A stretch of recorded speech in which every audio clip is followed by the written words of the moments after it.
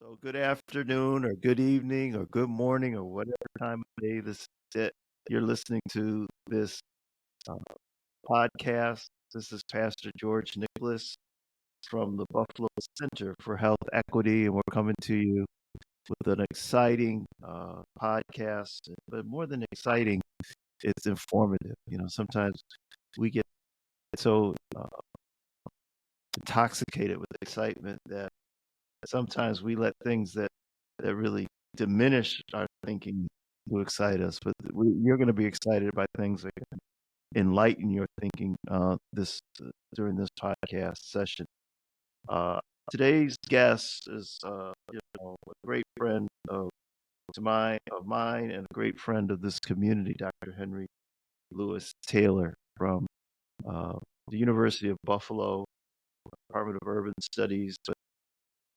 But his work has been so dynamic in terms of asking some of the hard questions of how we as people of African descent, how we ended up in such a deplorable conditions within our own communities, and then what are the paths forward to living the kind of life that I know all of us want to enjoy. I don't know anybody that's happy to live in a situation where their housing is jacked up and they struggle to pay their bills. They're sending their children to schools that are not schools of excellence. They're eating food that they don't want to eat, but it's the only food they can afford. And this is too often the life experience for Black people living in the city of Buffalo. And it's not something that's recent, it's something that's been happening over the years.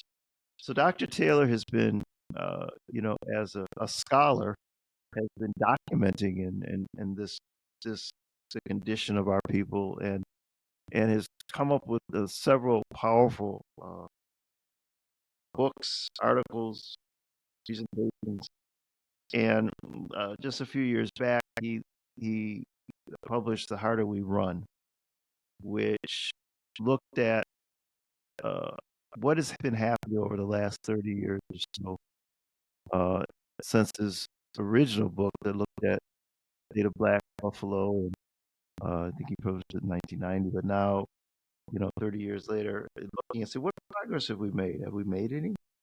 And if we have, what does that progress look like?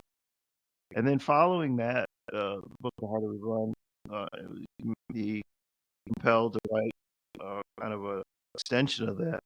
And that's what I want to talk with you about today. Is how do we change the Black East Side? And you'll have an opportunity to engage in conversation with us on February 26th over at the Jacobs School of Medicine, where Dr. Taylor will be inviting some other scholars and other community members to engage in a conversation about his work. And so let me just bring Dr. Taylor into the space. How are you doing, my friend? Doing great, man, and it's a pleasure for me to be here with you this afternoon, Pastor George. Yes, yes, yes. So let's get right into it. How do we change the Black East Side? That's a big question, but let's dig right into it. Yeah, we took a look at Black Buffalo and Black America over an extended period of time. And the scholar, historian Gilbert Osofsky said in a book written way back in 1968 that there was a tragic sameness of Black life in urban America. And he said that from the earliest time that Black people lived in urban centers, the places that they resided in all resembled each other. Now, obviously, over periods of time, the actual physical look and appearance of these neighborhoods and communities changed. But it was always African Americans living on the most undesirable residential land, always living in the worst housing, always having to pay a significant amount of their income on housing. And so we developed policies that did not seek to address those issues, but we proceeded to acquire what I like to call the get out strategy. So it was all about how can we get you out? You got to get out and then you got to go get somebody else out. And then we looked at the fact that 400 years later, nobody was really getting out of these neighborhoods. Obviously, a handful of people will do good and move to wherever they want to go, but the vast majority of our people were always in the same place. And people normalized those conditions. And whenever people came to fix up neighborhoods, we got moved out. And people told us a big story. One could call it the big lie, that our conditions existed that way because white people didn't want to live next to us, and that's all there was to it. Right. So whenever we would move to where white people were, they would run away. That's what they told us. But there was something wrong with that story. Something wrong with that story. So How do you explain Yeah. gentrification? Right. Because white people are running to us. Yeah. And the next thing you know, that they're gone. So we decided, and our research showed that all of that is connected with the way we build cities and the way we build neighborhoods. That in order to create wealthy neighborhoods in places like Clarence, you have to have dilapidated and rundown places like Buffalo's East Side. That the strategy based on the utilization of the owner-occupied house as a wealth-producing tool is a racist strategy, and a strategy that is based on exclusion. Because the only way you can create wealth is by raising the value and the prices of houses. And the only way you do that with the American model is by excluding people. And we do that because we attach value not on the individual house itself, but value on the neighborhood surrounding the house. And that's where it has occurred. So we concluded, Pastor George, that if we want to transform the East Side, we had to move away from a racist city building strategy. We had to play a different game. We had to develop a new model for how neighborhoods are created and developed. And when we looked at the way the community actually was, I mean, we saw that model. We saw in neighborhood after neighborhood on Buffalo's East Side, high income and low income residents living together. We saw multiple groups in that places. We saw that in our actual lived existence, we were building communities that were inclusive and as best we possibly could, built on a sense of belonging, with everybody working together to try to make that neighborhood and that community better. And so we posed the question. We said, what if in terms of trying to close the wealth gap, we attempted to close the quality of life gap? What if we tried to close the death gap? What if we tried to create community wealth as opposed to individual wealth? And what if we tried to build a neighborhood and a community based on cooperation and collaboration and co-production rather than individualism and selfishness? And then we put all of that into a framework where we think we can build and grow a prosperous neighborhood and community and show that there's more than one way to create neighborhoods that are prosperous, where there are jobs and opportunities that are available to people. But to do that, we're absolutely convinced you have to build an alternative model of development, of neighborhood development. So let's talk a little bit about what you say when you talk about a neighborly community. So it's interesting that a city like Buffalo, who labels itself as a city of good neighbors, but also struggles with segregation. And so what's the challenge here, or what's the idea around the concept of a neighborly community? Well, the concept of a neighborhood, the neighborly community is built around the idea of belonging. It's around the idea of a fusion of inclusion and belonging. Because if you just have inclusion, all that means is that somebody is entering your neighborhood and community, and it's your place, not their place. They just happen to be there. You have a lot of individualism, people going and doing for themselves. But most of all, you have a community that's dominated almost exclusively by exchange value and profit making, because you don't own most of the housing. So when we talk about a neighborly community, we're talking about a community built around five fundamental principles. The first is solidarity. And by solidarity, the heart of belonging is that we are all working together as a unit in order to build a single community. We're not five fingers, but we're one solid fist. And we're prepared to find common ground, prepared to overcome our differences in order to pursue a common goal.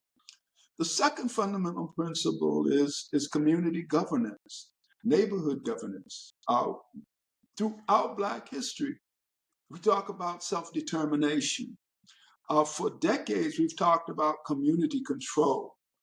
So when we talk about neighborhood governance, we're talking about the people who live in a community electing a body of folks that will represent them and their interests. Now, we know that this is not a government and won't be recognized as a government by government. So it is important to understand the concept of governance, which means you participate in making choices and decisions and influencing government. You create a situation where if you want to do something in our community, and you're a part of government, you just don't come in there and start chatting and talking to any and everybody. There's a body that you go to. If you want to develop something in the community, there's a place that you go to get permissions in order to do that. And so we think that governance is a critical and key component of building the neighborly community. The third principle is shared ownership. Shared ownership. And by that we mean to say individual ownership is fine. But what happens when you begin to pool your money and your resources? And that becomes extremely important for people that don't have a lot of money and resources. And I would say one of the most basic and successful institutions that we have in our community is the church. And the church is essentially a cooperative. It's not owned by somebody who can buy and sell it. It's a co-op, people pooling their resources to do something. And so we're talking about let's upscale that model. So if we pursue a community land trust, we've created a vehicle where the members of that neighborhood can gain control over the properties on which their community is built. If people pool their resources, they can buy a building and convert it into condominiums. You could actually create shared equity systems and buy up a whole block. So it's a strategy that allow us to create a kind of positive synergism by pooling our resources to acquire control over the land and the structures that exist inside of our community. Let me hold on a Uh, second. Let me jump in there real quick before we go to the other points, because I wanted to kind of stay on this for just a second. So some may hear the words solidarity and governance and all these other things, and begin to start thinking that these conflict with basic American principles. But I think I would argue that, and I would argue that, and they probably do, but I would argue there's in wealthy communities they have homeowner associations, right? And or they have all the, I don't know, the different terms they use, right? And in a lot of ways, those kind of homeowner associations or what they'll maybe call them, but they really operate as a kind of a self-governing kind of a group within the context of whatever municipality they live in. I remember I had a friend who lived in a pretty swank place, and they had regulated to the length of the grass, like all the grass had to be cut at a certain level, right? And this wasn't governed by any kind of state or county or any kind of municipal law. This was the law that was in, and if you wanted to live in this community, right, then you were going to cut your grass to this level, right?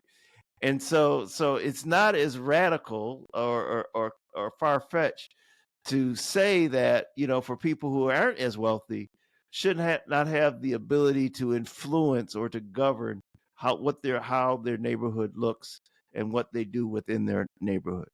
But keep going. Yeah, well, we always say that in a couple of ways. When people say this is opposed to the American way, we say, well, probably, because what is the American way? The American way is segregation. The American way was wars of genocide against the Native American people. The American way was slavery. The American way is to have a city where there are places that are ghettos and unfit to live, and where there are places where people live high on the hog. Mm-hmm. And the American way is that it's okay that thousands of Black people die much younger than white folks, that million more Black people are sent into prison through a system of mass education. That's the American way. Mm-hmm. Mm-hmm. I mean, yeah, you're right. The American way and what America say are always been two different things. So I'm not so much concerned about violating the American way. I'm trying to say there is a better American way. Mm-hmm. And we're looking at the way of the African American and other Americans and how they have always attempted to live. And so one of the remarkable things that we discovered, and it was by accident, frankly, I was showing a report to a friend, and he said, Dr. Taylor, do you realize that you have built a community, or want to build a community on the principles of Kwanzaa? Mm-hmm. I said, well, that's right. Yeah. Kwanzaa is about shared ownership. Yes. It's about unity. Right. That's the first principle. Right. Unity. Right. Because everything flows from unity. Self-determination. That's all up in the Kwanzaa. Right. And by self-determination, we're not building communities of exclusion like these white neighborhood associations. That was about figuring out how to keep people out in order to drive the value of their properties up. We're saying, come into our communities, belong with us, belong there, which is another way of saying we're coming together to co-produce the community. And for that very reason, in the site that we finally set, our first hires will be community organizers, because we're coming in there to work with everybody to co-create, co-produce this neighborhood and principles. So we are setting a way that is meant to become the American way. Right. That's what we're doing. And that's what we have always done as progressive people. And Martin Luther King said, in his greatest book, Where Do We Go From Here?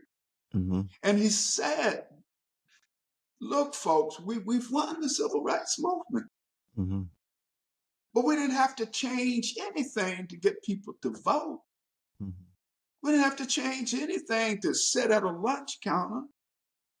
We didn't have to change anything to go to a movie theater. But if we want to deal with the root problems facing Black people, we must change everything. America must be fundamentally changed. And that was his way of saying the American way, in most instances, is a lost way. So we want to work with America to find another way and to prove that that's the way that we should be traveling at this moment in time. And so we're saying to everybody, if you want to reduce health disparities, if you want to eliminate the inequities that produce these disparities, and if you want to create a vibrant Buffalo, New York for everybody, then this is the way that you need to travel. We know the other way does not work. And it hasn't worked. And It hasn't worked. we've It got, has no capacity to work. right. It's not So we designed to have work. a chance Mm-hmm. to change the world for the better. And that's what Right. this project is about. So 4 and 5. So what's the I stopped you. I'm sorry So about in first. 4, we're talking about cooperative ownership. Okay. And here's what I mean by cooperative ownership. Millions and millions of dollars escape our communities every day because we don't own and control anything. We don't own and control anything. Most of our housing, almost 70% of it, is rental, which means that once a month, a massive amount of sums leave our communities simply because we don't own the houses in which we live. And across the board. So cooperative economics said that one of our first goals is to capture the dollars that flow in our communities and neighborhoods. And for us, this is the reason that job training and working on projects that are done in our community is so important. But we can't do that if we're not trained to do that. We're also saying that when people pool their resources, they can own things. We're not opposed to individual ownership, but that's only one model. Worker ownership, the building of cooperatives.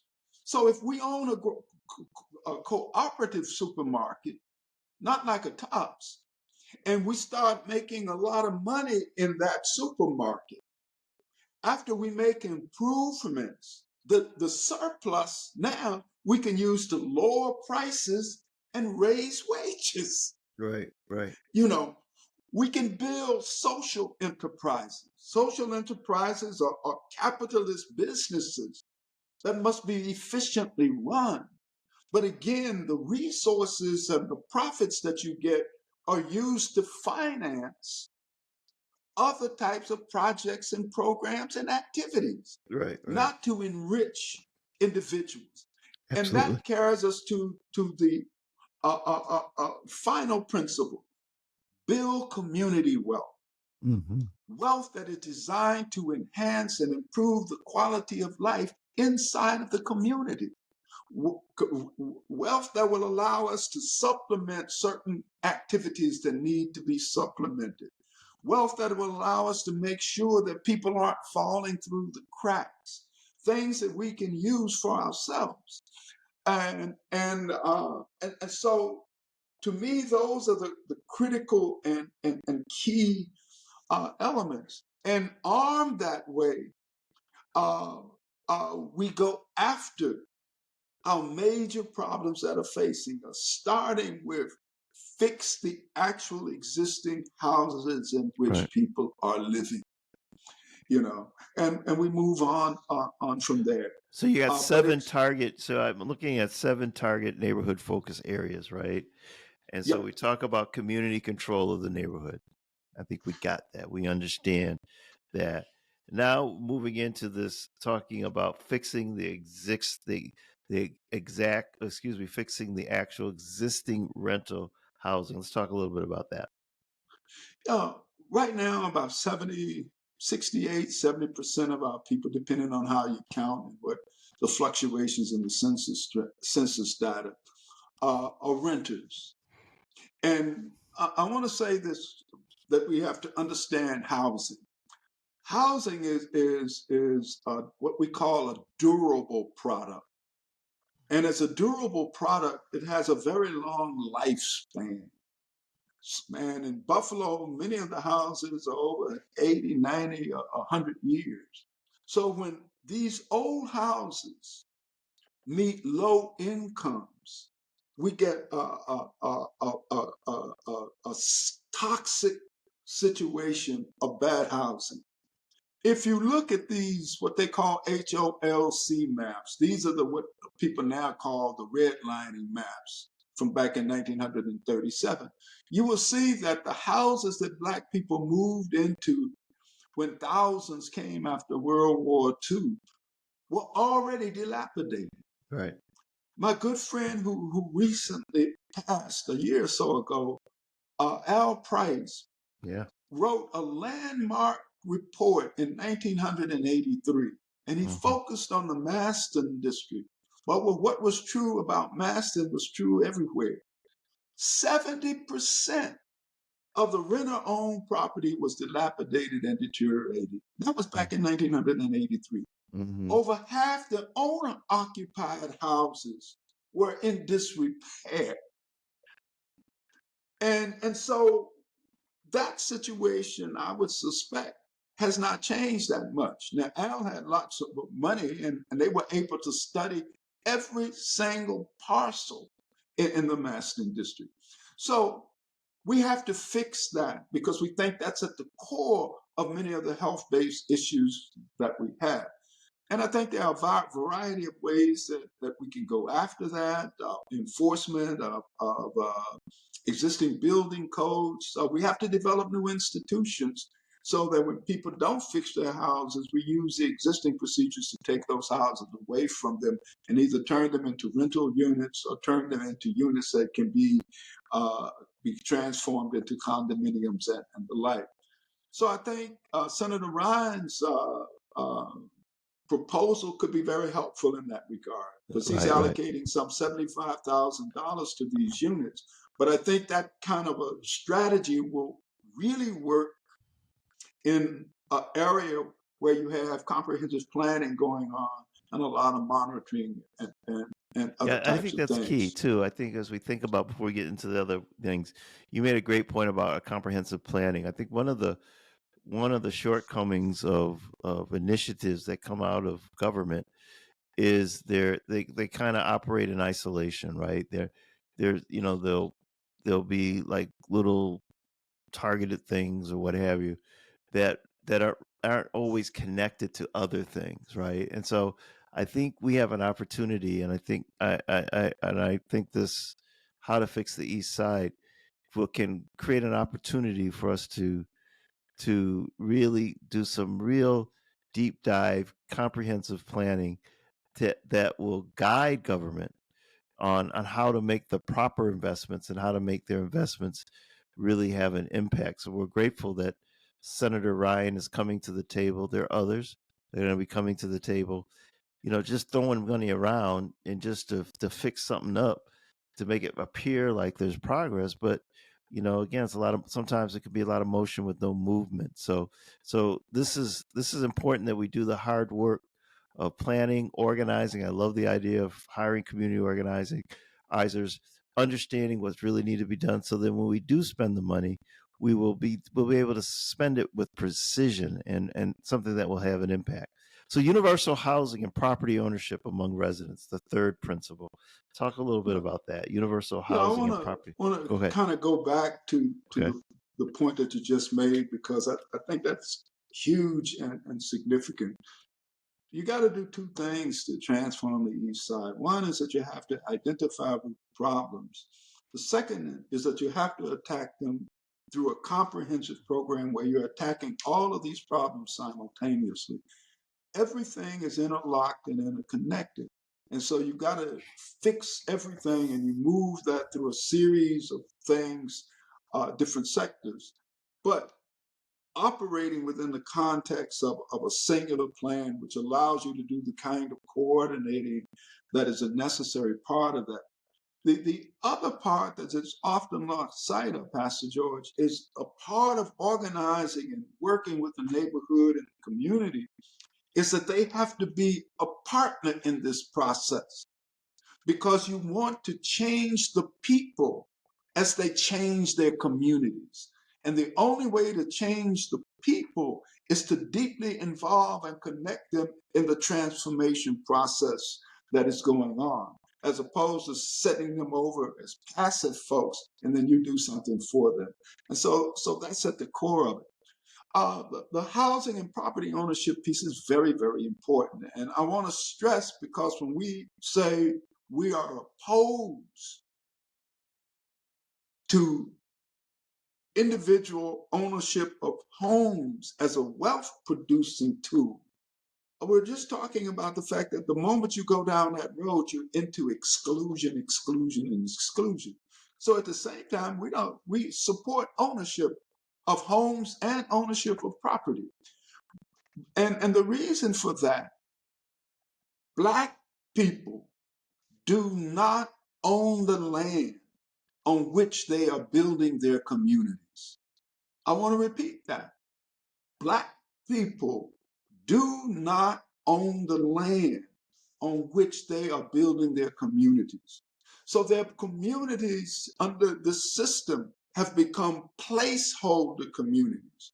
Communities that exist and become sites of massive levels of wealth extraction until they can be put to higher and more profitable uses. So the existing land is not low value, but it's undervalued, which means that the value is lower, much lower than its intrinsic value.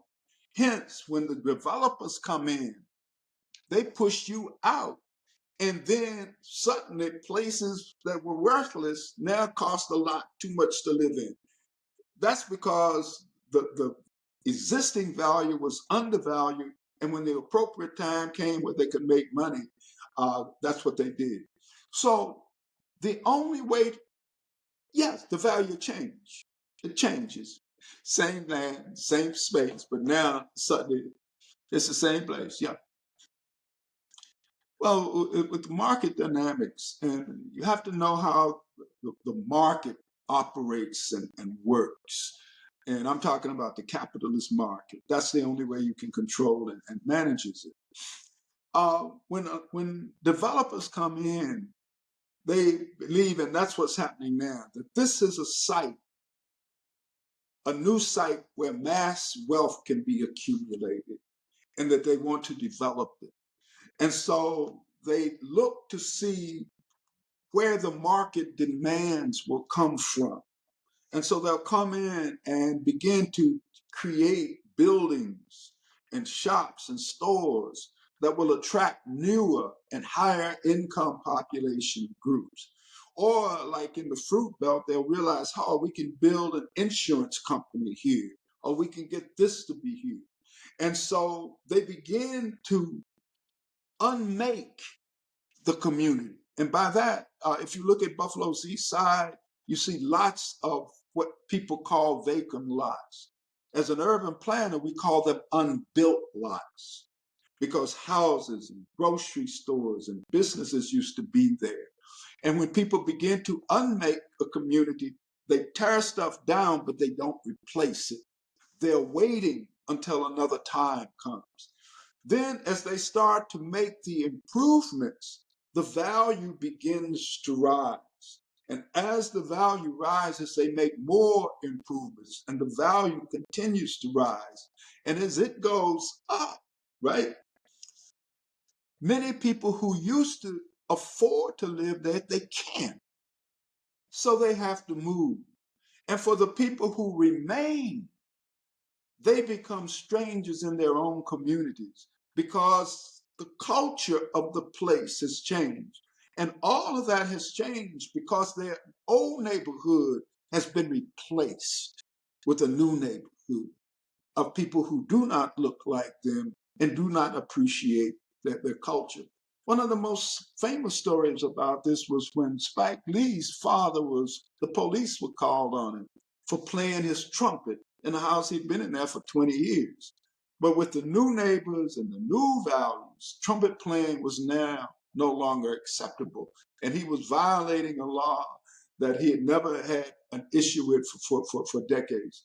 So we have to be able to control that process. And for people who say there can be development without displacement, that's not true. You cannot have market-based development without displacement. They come hand in hand. They're two sides of the same coin because they're connected with profit making and exchange value. So what we're talking about is not profit making and exchange value as much as community value, and creating a community of high quality, attempting to control market dynamics within the framework of various strategies that we can employ, while at the same time significantly improving the quality of life.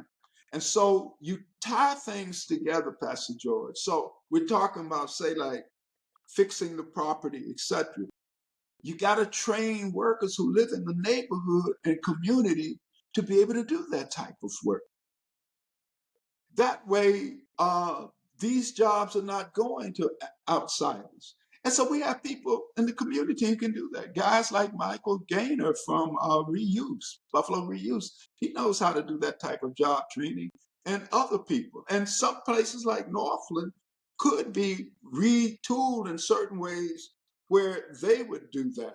I'll be meeting with the people over there probably in another 2 to 3 weeks, and I'm going to talk about ways they can modify their model so that it will work on behalf of people who live in those neighborhoods. But we want to own as much of the East Side as we can get our fingers on. And also, we want to begin to understand the power of the common. And that is a concept. And by the commons, I mean public goods that are designed for the people's goods. They represent commons that should belong to everybody, not single individuals. So, for example, I would argue that all of the vacant land on Buffalo's east side belong to Black people. It's a common good, and that the city government has no right to sell it to some developer to do as they please. So when we when we designate a neighborhood, we will begin to fight for all of the vacant lands to be turned over to us within the context of a community land trust so it can be developed for the people who live in the neighborhoods and communities, because that's part of how we will be able to lower costs. Because if the minute we can eliminate that, if we've got that, we can begin to say that in this neighborhood, Mr. Mayor, whoever that might be at that time, we would like to pay, make payments in lieu of taxes. We want to be just like the medical campus. Instead of paying property taxes, we're going to pay a different type of fee as a way to generate resources and the like. So there are lots of creative tools that already exist that we can function and play. Yeah, and like it's important to understand that, because you've been over to the medical complex, Pastor George. You know the massive levels of investments that are over there. And if I'm not incorrect, they don't pay property tax. They have what they call pilots, payments in lieu of taxes. Uh, so we can utilize, we can utilize all these different types of tools in order to do that. So, and I really want to make that point. We are not talking about Black people not owning property and controlling property. We're talking about us as a people and a community owning and controlling, not individuals. We're not talking about building millionaires and trillionaires. And I'm okay when a brother get to be a millionaire, trillionaire. But look at all these rich black people we got in Buffalo, Pastor. Bunch of them on the Buffalo Bills. What has that meant to Black Buffalo? And right now, no, and right now, with all of the millionaires that we got in the United States, the Oprahs, the Tiger Woods, with all of these places, when I run the numbers, the median household income of blacks, as we're on this podcast, is lower than all of the other racialized groups in America. We are even below the Native Americans, and they got no Michael Jordan. Yeah, so that's what we're talking about in terms of going forward. We must own and control the land on which we're building our community. February 26th, from 6 to 8. Yeah, our goal is to first let people know that this is the framework for the development of a comprehensive plan. It's the principles on which we will develop such a plan. Uh, we want folks to realize that we, number one, we're clear and understand and know how to do what it is that we're planning to do.